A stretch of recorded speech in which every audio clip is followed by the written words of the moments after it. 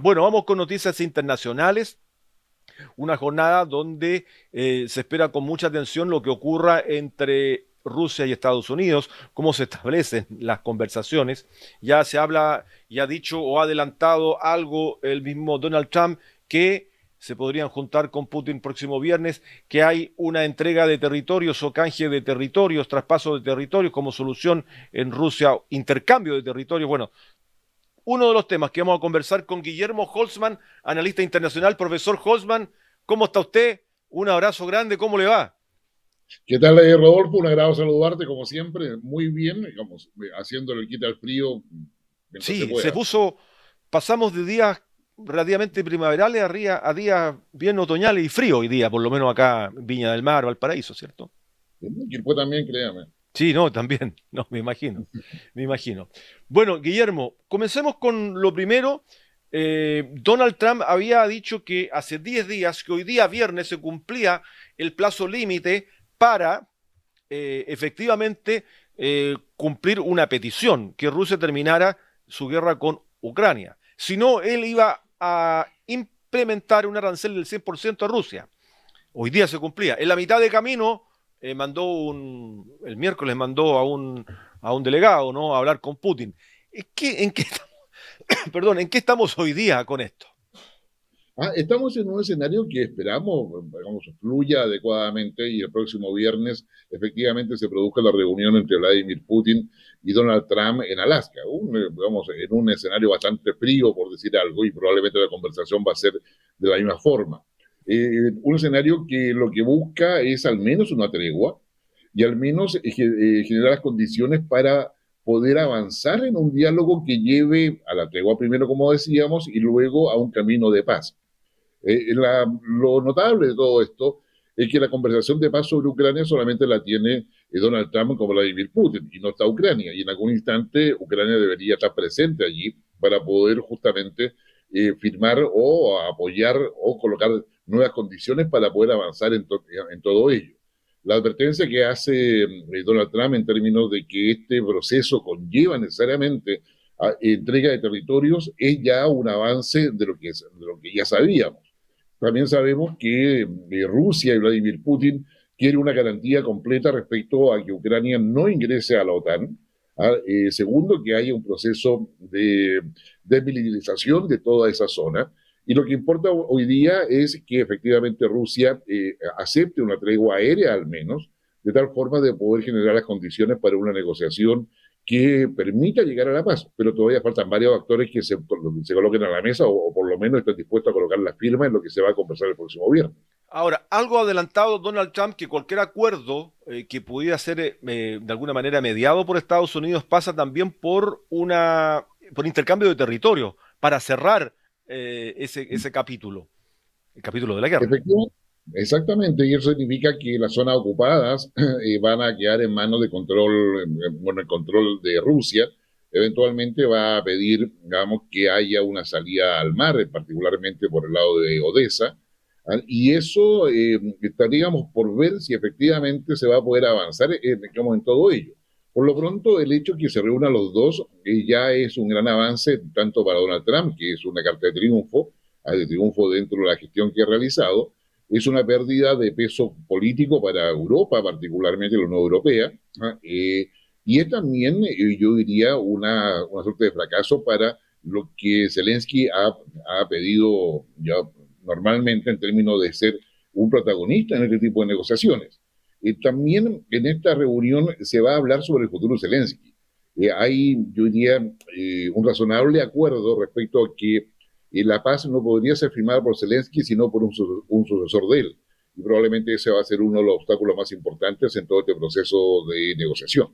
Exactamente. Ahora, la relación de Putin y Trump en su primer periodo, en la primera era de Trump, fue bastante cercana.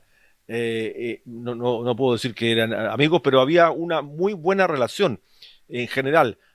En este periodo no lo ha sido, se encontró Trump con otros conflictos, sobre todo con esta guerra, que no ha podido destrabar en él con su relación con Putin.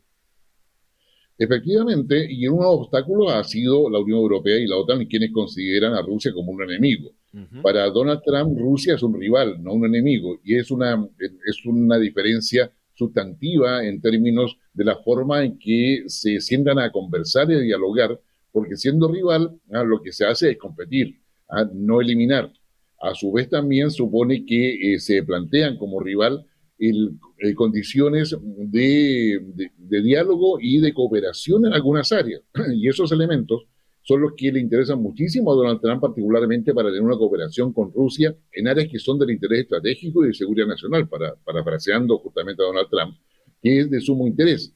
Y eso significa de alguna forma que Ucrania va a sacrificar lo que es su condición de Estado-nación y la soberanía sobre su territorio en virtud de los intereses tanto de Estados Unidos como de Rusia. Luego que eso llegue a un acuerdo, que esperamos que así sea, va a tener que sentarse a la mesa también Ucrania, probablemente con un cambio de gobierno de por medio, y probablemente también la Unión Europea. Recordemos que si esto no avanza, Donald Trump, que es la carta que está jugando, le va a colocar aranceles muy altos a todos los países que comercian con Rusia. Es decir, Rusia pasa a ser un obstáculo para India, Rusia pasa a ser un problema para China, Rusia pasa a ser un problema para varios otros países que están cooperando justamente o que están ayudando en forma directa o indirecta, digamos, a Rusia. Y Donald Trump lograría a su vez también otro objetivo que para él es fundamental, quitarle el peso específico que los BRICS quieren tener y particularmente la Organización de Cooperación de Shanghái, eh, que sería como el objetivo mucho más geoestratégico que tiene, digamos, Donald Trump y que va a ser parte de estas conversaciones en términos de definir cuál sería el rol de cada una de las potencias en este orden multipolar que está propiciando Donald Trump. Claro, en algún minuto el riesgo de alguna, bueno, trasladó submarinos nucleares a las orillas, a la costa de Rusia. Hubo una serie de mensajes que envió el propio Trump que ponían mucha atención a esta relación, por lo menos esta última semana, entendiendo de que lo que aquí se debía hacer era un encuentro con las características de lo que podría ocurrir o va a ocurrir en Alaska el viernes, Guillermo. Efectivamente, lo que ha hecho Donald Trump es jugar no solamente el instrumento arancelario como una forma de presión a los aliados o cercanos a Rusia, y eso que genera una presión directamente sobre Rusia y la toma de decisiones que quiera ver respecto a Ucrania. Y Rusia ha aprovechado este fin del invierno prácticamente, digamos, en Ucrania para poder lanzar la máxima cantidad de ataques sobre el territorio ucraniano. En esta perspectiva, lo que tenemos acá es que Donald Trump está jugando una carta ganadora en términos de que ha logrado acuerdos con la Unión Europea que no ha dicho nada respecto a este encuentro, por lo menos hasta ahora. Ursula von der Leyen logró un acuerdo que ha sido bastante criticado al interior de la propia Unión Europea. Quedó claro de que la OTAN, si bien es cierto Estados Unidos participa en ella, todo lo que quiera la OTAN va a tener que pagarlo directamente y no como una ayuda a cooperación directa de Estados Unidos. Pero a su vez también Donald Trump mueve otras cartas que es la amenaza nuclear. Y en esa perspectiva, Donald Trump tiene mucha credibilidad, tanto en lo que fue su primera administración, cuando lanza la bomba madre sobre Afganistán, cuando ataca a una base rusa en Siria con cohetes Tomahawk, más de 300 cohetes en su minuto, o misiles, estando el propio Xi Jinping cenando con él en Florida o en Florida. Y en ese sentido, Donald Trump hoy día siente que tiene una mano ganadora y que es lo que lleva justamente a Putin a aceptar una reunión bilateral personal donde se van a tratar varios temas, más allá de lo de Ucrania, pero que tiene como centro neurálgico el futuro de Ucrania y el futuro de la guerra. Exactamente. Estamos conversando con Guillermo Holzman, estamos hablando de lo que está ocurriendo en Ucrania y la relación de Estados Unidos, de la Federación Rusa con Estados Unidos. Veremos qué ocurre de aquí al próximo viernes, Guillermo. Te traigo a otro conflicto que se está desarrollando acá en la región y fundamentalmente en la frontera de Colombia y Perú, con respecto a una isla, una pequeña isla que se llama Santa Rosa y que ha generado un conflicto diplomático de envergadura fundamentalmente desde Colombia hacia Perú. Cuéntanos un poco cómo se genera este conflicto, entendiendo que estamos hablando del río Amazonas y una isla en el río Amazonas, algo que tampoco es una isla tan grande, ¿no? Efectivamente, estamos hablando de una pequeña isla que ha ido tomando mayor territorio en virtud, y ahí lo vemos en el mapa, en Ujú. virtud de la baja de caudal de los ríos adyacentes. Estamos además hablando de una zona que es aledaña a la triple frontera entre Exacto. Perú, Colombia y Brasil. Recordemos que Ecuador no tiene frontera con Brasil, pero y Perú tiene frontera con Colombia y con Brasil. Esta situación surge de la delimitación que se hace a principios del siglo XX en tratados que vienen del año 1922 y 1929, y que hoy día ha tenido, yo diría, un primer lugar en la agenda latinoamericana, que es normalmente considerada una zona de paz, con un conflicto diplomático que tiene todas las herramientas para poder superarlo por la vía del diálogo, y que da la sensación de que efectivamente Colombia lo ha querido colocar en la agenda, llevar a una situación de preocupación internacional y particularmente regional respecto a esa delimitación. Los límites que van por aguas o por cursos de ríos normalmente son complicados porque muchas veces van por el centro del río Claro. en términos de lo que significa la instalación de esos límites, pero cuando los ríos cambian de cauce o su caudal se ve afectado, obviamente o hay más agua alrededor o en este caso menos agua que deja a la isla en una situación, yo diría, bastante compleja. En términos estratégicos, esta isla es muy importante porque al estar colindante con Perú, con Colombia y con Brasil, es por ahí donde hay mucho tráfico, mucho contrabando. La situación migratoria es bastante compleja, como sucede con varios países en América del Sur, y eso está llevando a que efectivamente haya cierta preocupación en torno a lo que ahí puede pasar. Los intereses de Brasil ahí no son menores. La situación de los últimos años, últimas 2 décadas, me atrevería a decir, tampoco pasa desapercibida para ninguno de los países en virtud de que se ha transformado en una zona donde solamente el Estado peruano tiene una presencia permanente, con policía, con armada, con oficina migratoria, etcétera, y los otros países no. No obstante, la isla tiene pocos servicios públicos y lo que es el tema sanitario, el tema educacional, depende ya sea de los poblados que están al frente, ya sea el colombiano o brasileño, y que efectivamente, digamos, lo que colocan a esta zona ahora en una suerte de interdicto respecto a qué pasa realmente con una soberanía que nunca había sido cuestionada en décadas anteriores. Claro, Colombia dice que de manera unilateral se ha apropiado de esta isla, que no era, que no es así, y no incluso si uno ve las declaraciones de Petro, han sido extremadamente violentas en torno al comportamiento de la diplomacia colombiana. Efectivamente, y desde el punto de vista del análisis, la primera aproximación que uno tiene revisando los antecedentes disponibles es que Petro logra colocar esto dentro de la agenda colombiana, una agenda Ujú. política que bien sabemos en América Latina cuando se trata de problemas limítrofes o que afectan la soberanía de los países, eso genera una reacción natural de unidad nacional. Y eso claramente, que la sospecha que hay es que efectivamente Petro, más allá de que los problemas de soberanía puedan existir, trata de poder desviar la atención de lo que está pasando en su gobierno. Recordemos que el próximo año hay elecciones en Colombia, hay un precandidato que fue asesinado, donde la situación de gobernabilidad colombiana también es de bastante preocupación. Y esto viene justamente en un momento donde, y eso es lo que cuesta entender desde el punto de vista del análisis, donde los tratados de 1922 y 1929 y hasta el día de hoy tienen todas las herramientas para poder superar esto de forma diplomática, sabiendo que los límites que están asociados a ríos tienen que estar permanentemente actualizándose Actualizándose. para poder establecer, claro, un modus vivendi entre todos los estados que colindan justamente con esta isla. Ahora, Guillermo, el cambio climático también ha afectado el Amazonas, ha bajado el Amazonas en su caudal en los últimos años.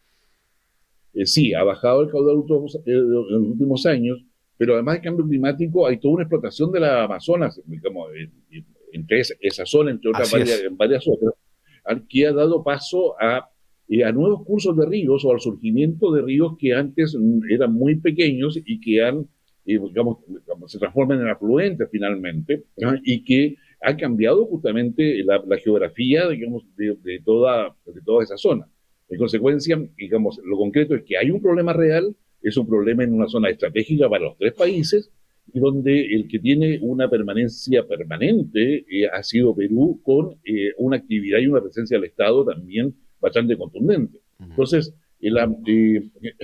hay hoy día, la diplomacia colombiana y peruana han señalado toda su disposición para dialogar, y Petro ha ido más allá, que si no hay acuerdo en el diálogo se va a ir a cortes internacionales.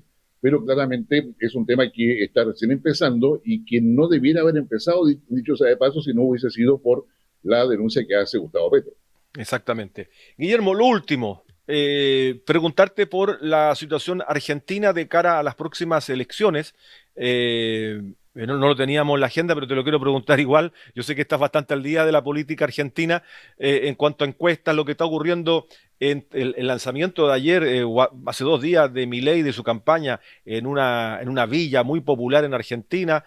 ¿Cómo se encamina esta elección en Argentina? Son elecciones legislativas. Sí, son las elecciones legislativas de medio tiempo, De medio tiempo. que son fundamentales para un Milei que quiera ir a la reelección. Hasta el minuto la macroeconomía le es favorable a Milei, y él espera de que la microeconomía, es decir, el dinero que tengan los argentinos en los bolsillos, sea suficiente como para poder tener un triunfo y asegurar el dominio tanto del Senado como de la Cámara de Diputados Federal en Argentina. Y las encuestas lo estarían favoreciendo en este minuto.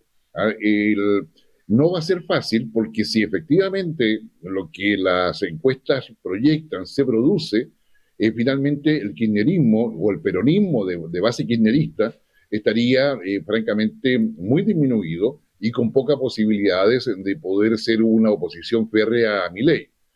Probablemente hay otras fuerzas que podrían surgir, pero estarían ya muy asociadas a la base tradicional del peronismo argentino, que el peronismo argentino, por decirlo, es una mezcla entre una socialdemocracia y el Partido Radical Chileno, por decir algo. Sí. Si queremos verlo con matices más de derecha y más de izquierda dentro de la misma, dentro del mismo movimiento. Exactamente. Menem Kirchner, por ejemplo. Por ejemplo. Entonces, yo diría, y también significaría para Milei dejar, no sepultado, pero dejaría en un lugar bastante secundario cualquier posibilidad o movimiento que apoyan a Macri. Entonces, se estaría definiendo la situación si no de una derecha, del movimiento de Milei. Es decir, en Argentina es muy propio que en su minuto, por algo se llama Perón, o sea, estuvo Perón y tenemos el peronismo. Estuvo Kirchner y tenemos el kirchnerismo. Estuvo Menem y tenemos el milenismo. Entonces, tendríamos hoy día el surgimiento o la consolidación del milenismo. Milenismo, claro. Con Cristina, además, presa en su departamento, juzgada, sentenciada, sí, y con prisión domiciliaria. Cristina Kirchner.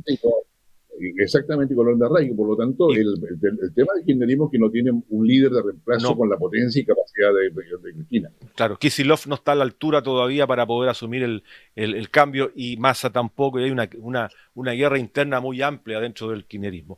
Guillermo, bueno, te agradezco mucho este contacto, de verdad que muchas gracias, te vamos a estar molestando. Creo que lo del próximo viernes es tremendamente importante, lo que pueda ocurrir en el encuentro entre Putin y Trump, para ver el curso de la guerra, ¿cierto? Y en qué se define esto para el mundo. Afecta de todas maneras las bolsas, la economía, todo lo que significa esta relación de dos potencias mundiales. Efectivamente, y además vamos a tener ese fin de semana las elecciones en Bolivia, donde pareciera ser que la derecha va avanzando, por lo menos así lo muestra la encuesta. Va a haber segunda vuelta, que va a ser anterior a la elección acá en Chile, y por lo tanto vamos a tener ahí una incidencia, una influencia, yo diría, ambiental bastante importante entre la elección de Bolivia y la de octubre en Argentina. Muy bien, Guillermo Holzman, analista internacional. Gracias, Guillermo. Muy buen fin de semana para ti. Que estés bien. Igualmente para ti, que estés muy bien. Chao, gracias.